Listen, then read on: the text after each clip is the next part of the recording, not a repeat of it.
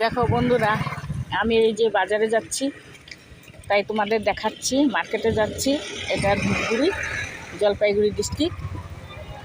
আর এই যে দেখো কি রোদ উঠছে,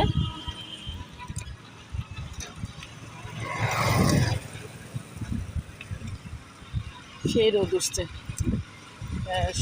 সবজি আনতে যাচ্ছি, সবজি বাজার। কি সবজি কিনি না কিনি বাড়ি এসে দেখাবো। ভাবলাম যে একটু ভিডিও করি, মার্কেটে যাচ্ছি যখন। দেখো সেই রোদ উঠছে।